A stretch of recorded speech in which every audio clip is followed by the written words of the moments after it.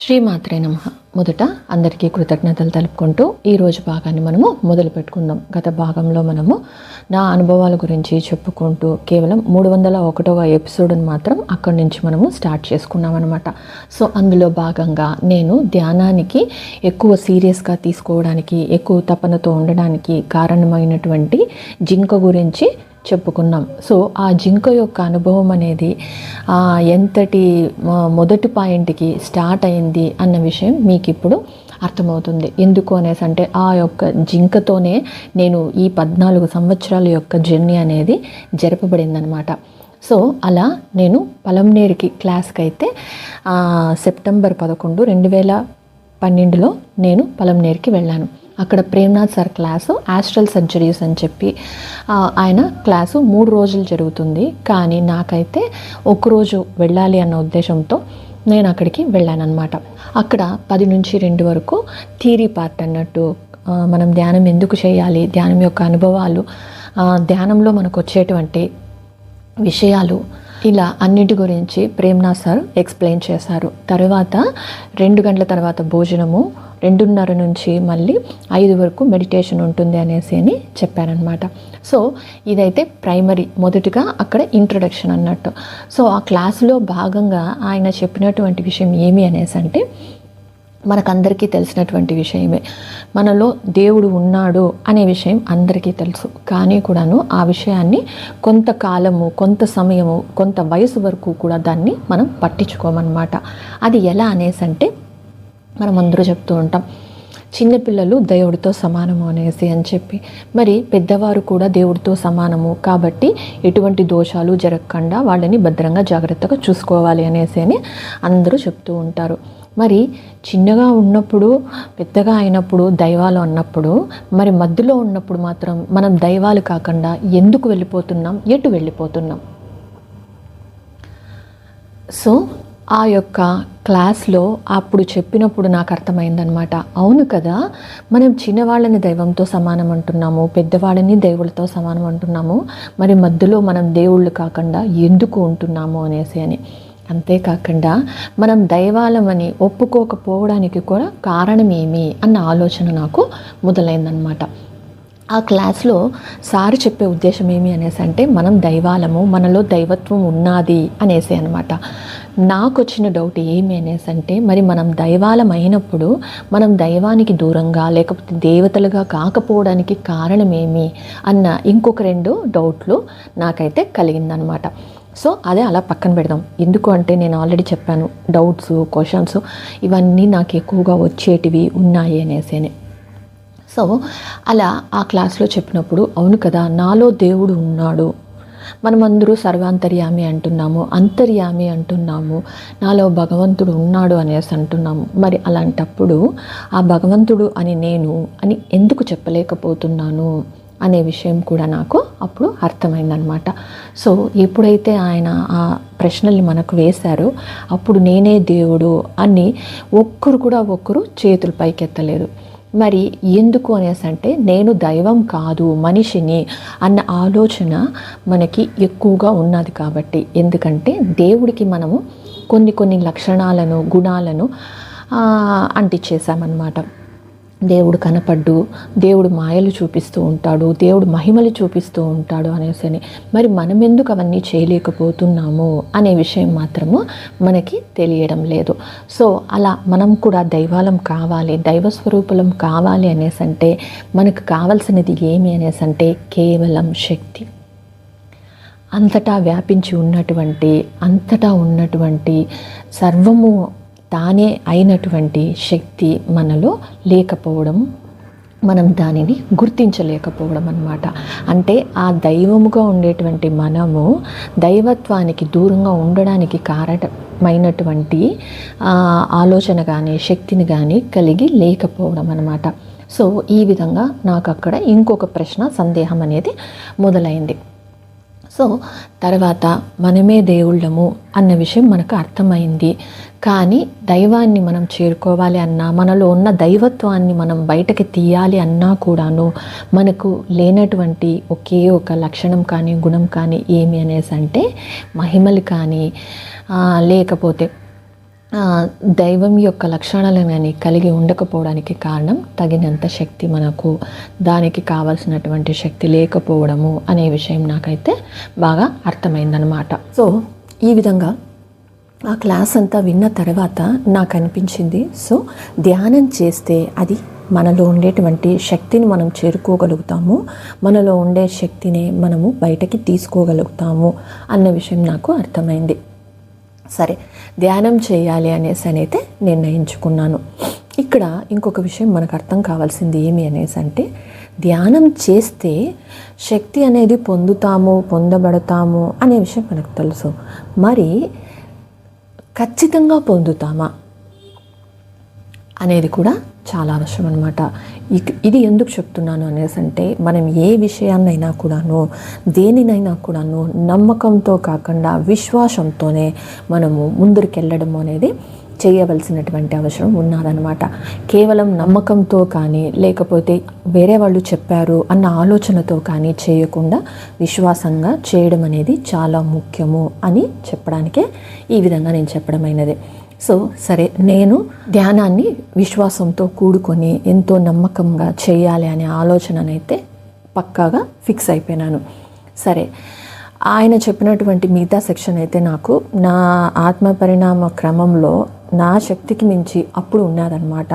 కాబట్టి నాకు అంతవరకే అర్థమైనది. తర్వాత ఆ మొత్తం కాన్సెప్ట్లో కనీసం అంటే 2 గంటలు చెప్పినటువంటి క్లాస్లో నేను తీసుకున్నదేమి, నాలో దైవత్వం ఉన్నది, కానీ అది నేను మరుగున పడిపోయి ఉన్నది, పక్కన పెట్టేస్తున్నాను. కాబట్టి నాలో దైవత్వం ఉన్నది, దేవుడు నాలో ఉన్నాడు, దైవ స్వరూపం నా లోపలనే ఉంది, అంతర్యామి సర్వాంతర్యామి అని చెప్పబడేటువంటి విషయాలను నేను తెలుసుకోవాలి అన్న దృఢ నిశ్చయానికైతే వచ్చాను. సో అది ఎలా అనేసి అంటే, ధ్యానం చేయడం ద్వారా. అందరికీ తెలుసు, ధ్యానం చేస్తే శక్తి అనేది మనం పొందబడతాము, తీసుకోబడతాము అనేసి. కానీ అది ఎలా ఉంటుంది, ఏంటి, ధ్యానం చేస్తేనే శక్తి వచ్చేస్తుందా, ఇటువంటి సందేహాలు కూడా నాకు కలిగి ఉన్నాయి. కానీ ఇక్కడ నేనేమనుకున్నా, తెలుసుకోవాలి, పొందాలి అన్న దృఢ సంకల్పాన్ని కలిగి ఉన్నాను. అందుకే మన సంకల్ప బలమే మనల్ని ముందుకు నడుపుతుంది అని చెప్పడానికి కూడా ఈ విషయం చెప్తున్నాను అనమాట. సో ఇక్కడ నేను ఎంతో దృఢంగా ఖచ్చితంగా తెలుసుకోవాలి అనేసి అనుకున్నాను. రెండవది, ధ్యానంతో శక్తి పొందుతున్నాను అనే విషయంని నేను అంతకు ముందే కూడా నేను తెలుసుకున్నాను. కానీ ఆ తెలుసుకున్న క్రమంలో అక్కడ నమ్మకం మాత్రమే ఏర్పడిందనమాట. 2 గంటల తర్వాత జరిగిన సెషన్లో నాకు ఆ విశ్వాసం అనేది, దృఢత్వం అనేది పెరగడానికి కారణమైందనమాట. సో శక్తిని నేను ముందు ఏ విధంగా తెలుసుకున్నాను అనే విషయం మనం తర్వాత చెప్పుకుందాము. కేవలం ఇప్పుడు శక్తి అనేది నేను ఆల్రెడీ ఎక్స్పీరియన్స్ అయినాను. ఇప్పుడు జింక చూశాను అనేసి అంటే, నేను బ్రహ్మరంధ్రం నుంచి శక్తి తీసుకోకనే ఆజ్ఞాచక్రం వరకు ఆ శక్తి వెళ్ళకనే నాకు ఒక విజన్ అనేది, ఏర్పాటు అనేది కాదు, రావడం అనేది జరగదనమాట. నాకు అప్పుడు తెలియదు, కానీ తర్వాత తెలిసింది.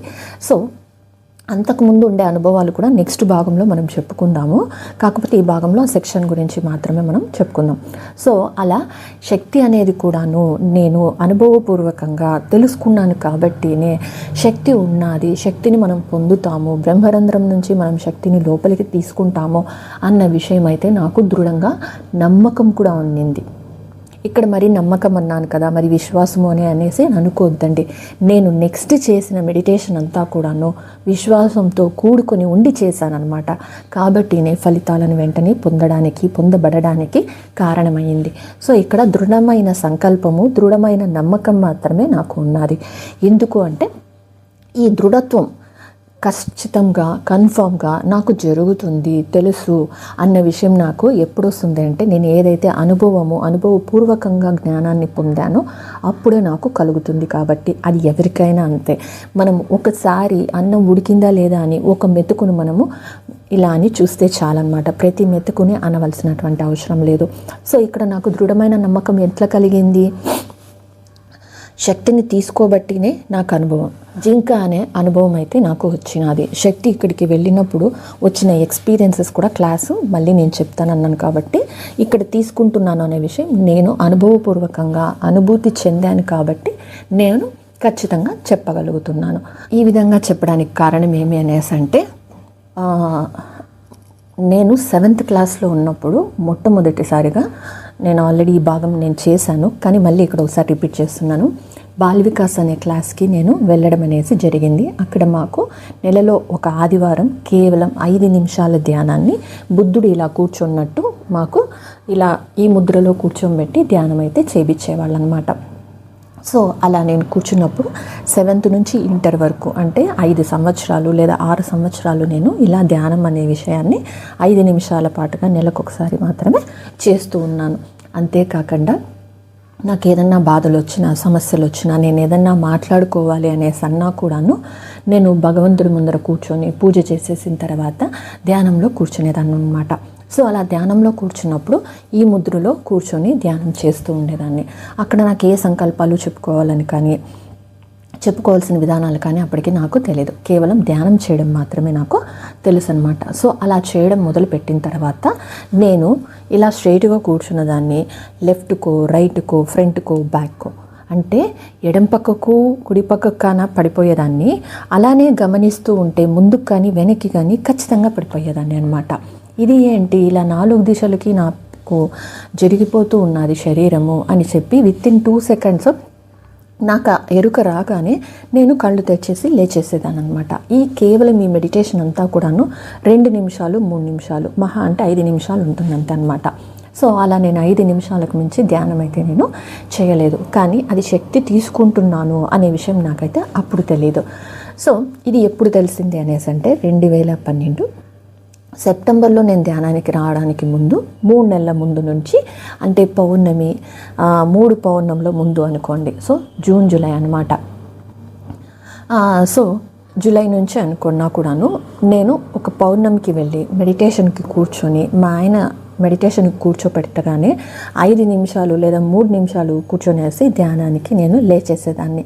ఎందుకంటే ఆటోమేటిక్గా పక్కకి వెనక్కి ఇట్లా పడిపోతూ ఉన్నాను కాబట్టి. సో ఇక్కడ చిత్తూరులో 3 సెంటర్స్ ఉన్నాయి. నేను ఆల్రెడీ ఇదంతా కూడా చెప్పాను. సో ఒక చోటకి వెళ్ళినప్పుడు ఫస్ట్ టైం నాకు ఎక్స్పీరియన్స్ అయినది ఇక్కడ నుంచి బ్రహ్మరంధ్రం నుంచి శక్తి తీసుకుంటున్నామనే విషయం నాకు తెలియదు, కానీ ఇక్కడ పరువుగా లోపలికి ఏదో వెళ్తూ ఉంది అన్న అనుభూతిని మాత్రం నేను పొందానన్నమాట. సో ఏంది తలలో నుంచి ఎందో వెళ్తూ ఉంది, ఏదో నవ్వగా ఉంది, నూనె మాదిరిగా ఉంది, జిడ్డుగా ఉంది, ఏదన్నా పడిందా, ఇలాంటి అనుభవం మాత్రమే నేను అనుకుంటూ ఉన్నానన్నమాట. సరే, మొదట మనకి పెయిన్లు కొరికినట్టు ఉంటుంది, ఎవరో గుచ్చినట్టు ఉంటుంది, ఇలాంటి అనుభవాల యొక్క వివరణలు కూడా మనం ఆల్రెడీ చెప్పుకునేసినాం. సో ఇట్లాంటివి ఎక్స్పీరియన్స్ అయిన తర్వాత ఇక్కడ నుంచి శక్తి లోపలికి వెళ్ళినప్పుడు లోపలికి వెళుతున్నది అనే ఎక్స్పీరియన్స్ని మాత్రమే నేను పొందానన్నమాట. సరే, శక్తిని తీసుకుంటున్నాను. ఆ శక్తిని తీసుకునే క్రమంలో ముందు చెప్పిన అనుభవాలు పక్కలకి పడిపోవడం అన్నమాట. కానీ తర్వాత ఏమైంది అనేసి అంటే ఎప్పుడైతే నేను సెంటర్లో పిరమిడ్ కింద కూర్చున్నానో పడడం అయితే జరగలేదు, కానీ జస్ట్ ఇలా వైబ్రేషన్స్ మాత్రం శరీరానికి కదిలేవన్నమాట. సో ఇట్లా జస్ట్ కొద్దిగానే మనకి వైబ్రేషన్స్ వచ్చేది.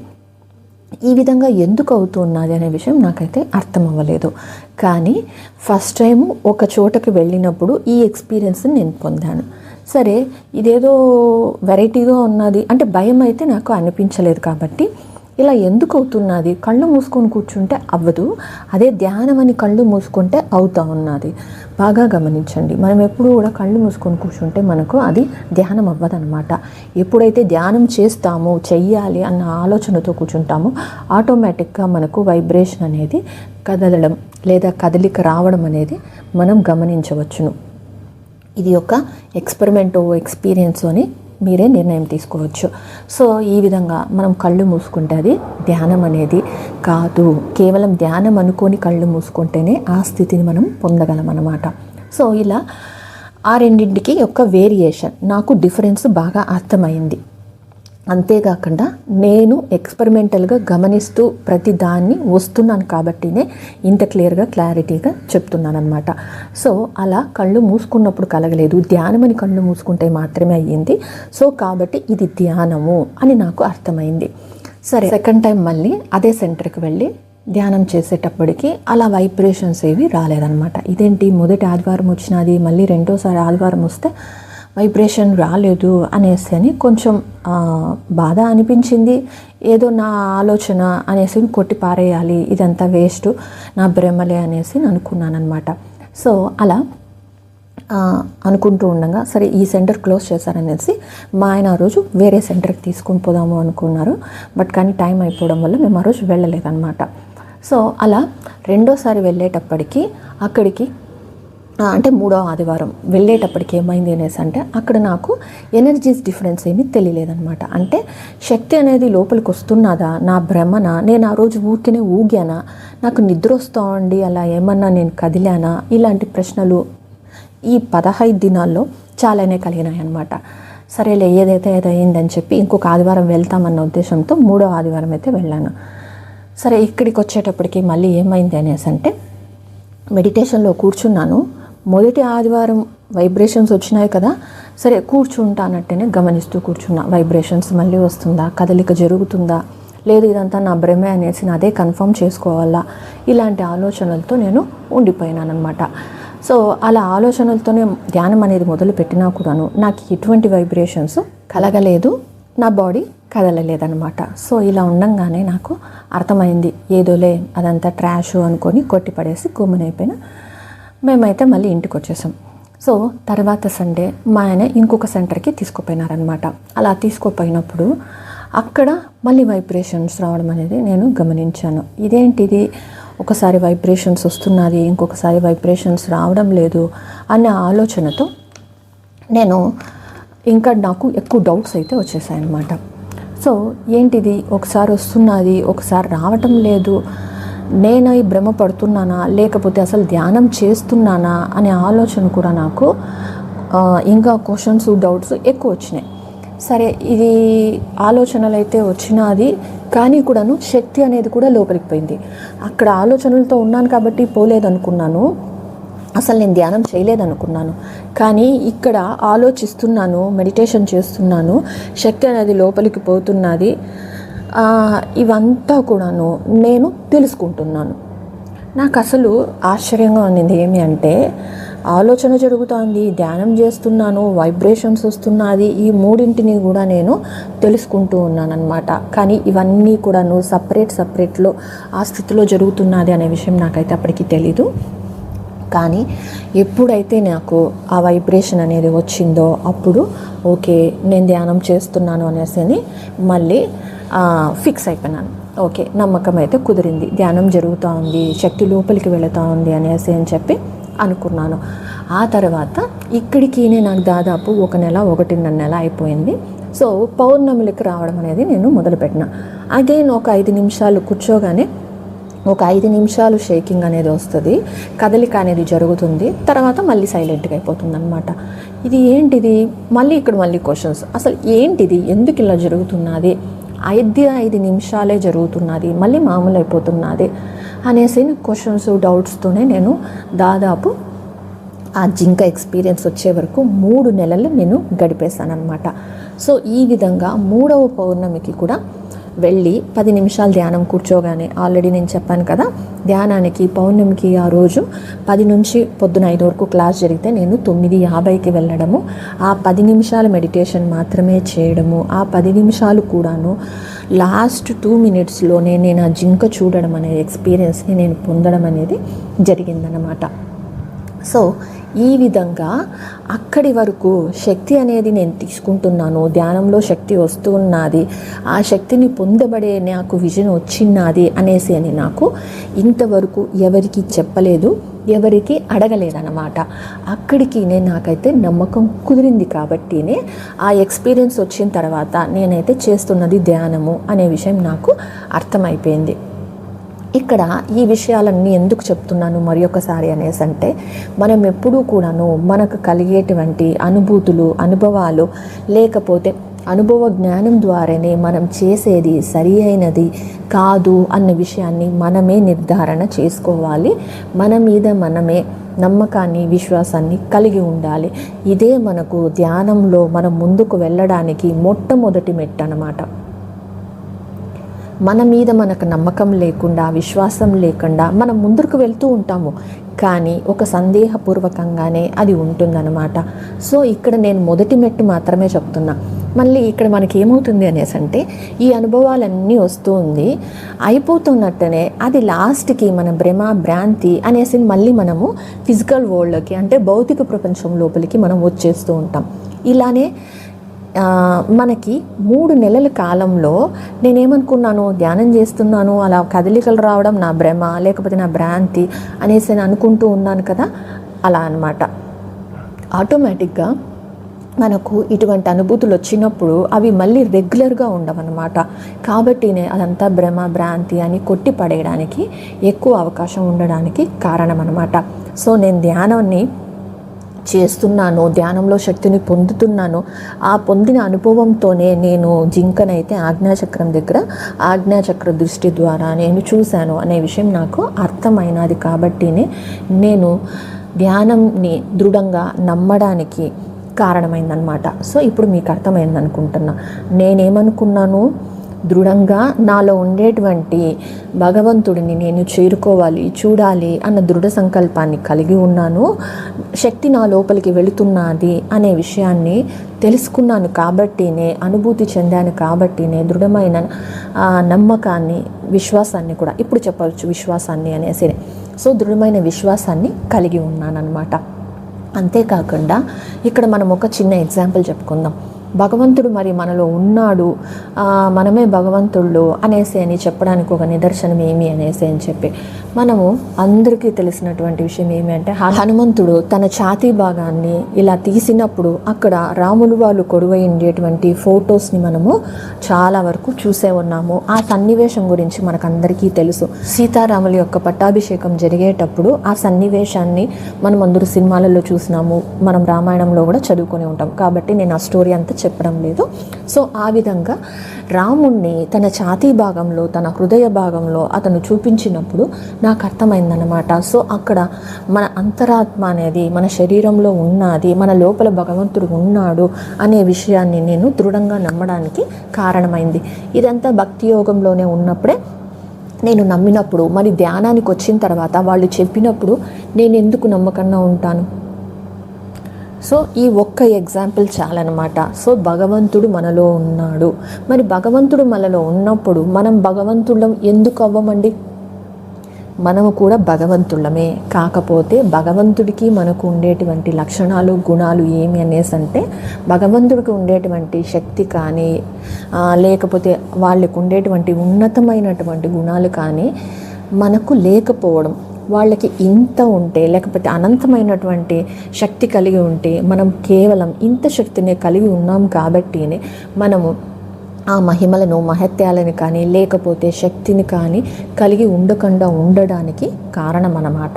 సో ఈ విధంగా కేవలం ఆ రెండింటిని అతను మొత్తం 2 గంటల సేపు క్లాస్ చెప్తే, ప్రేమ్నాథ్ సారు నేను ఈ 2 విషయాల దగ్గరనే ఆగిపోయినానమాట. మీకు ఆల్రెడీ నేను ఎప్పుడు చెప్తూనే ఉంటాను, నేను ప్రతి చోట కానీ ప్రతి దానిలో కానీ కేవలం 2 ఎగ్జాంపుల్స్ని కానీ 2 విషయాలను మాత్రమే నేను ఎక్కించుకుంటాను, తెలుసుకుంటాను, పట్టుకుంటాను అనేసి. సో అలా నేను పట్టుకున్నది ఏమి అనేసి అంటే, భగవంతుడు నాలోనే ఉన్నాడు, నాలో భగవంతుడు ఉన్నప్పుడు నేను కూడా భగవంతుడినే. కానీ అంత శక్తి లేదు కాబట్టి, అనంతమైన శక్తి లేదు కాబట్టి నేను ఈ మానవ శరీరాన్ని ధరించినాను కాబట్టినే మనిషిని అని అనుకుంటూ ఉన్నాను. కాబట్టి నేను ధ్యానం చేసి నా శక్తిని సంపాదించుకొని లేకపోతే ఉన్నతీకరించుకోవాలి అనేసి అయితే నేను దృఢంగా నిర్ణయించుకున్నాను. సో ఒకటి, భగవంతుడిగా మనం భగవంతుడి స్వరూపాలమే, భగవంతుడి బిడ్డలే అనేసి అంటూ ఉంటాం కదా. మరి భగవంతుడి బిడ్డలు అయినప్పుడు మనం కూడా భగవంతుడలమే కదా. సో అలా అనమాట. సో అది ఒకటి. ధ్యానం ద్వారా శక్తిని పొందొచ్చు అనేసి ఆల్రెడీ నేను ధ్యానంలో శక్తిని తీసుకున్నాను కాబట్టినే దృఢమైన నమ్మకాన్ని, విశ్వాసాన్ని నేను కలిగి ఉండడానికి కారణమైంది. సో ఇది మొదటి సెషన్లో నేను తెలుసుకున్నటువంటి లేకపోతే నేను పొందినటువంటి జ్ఞానము, అనుభవ జ్ఞానాలు అనేసి అన్నమాట. సో తర్వాతి భాగంలో సెకండ్ సెషన్లో ఏమైంది అనేసి అని మనం చెప్పుకుందాం. అప్పటి వరకు కృతజ్ఞతలు ఫ్రెండ్స్. Thank you.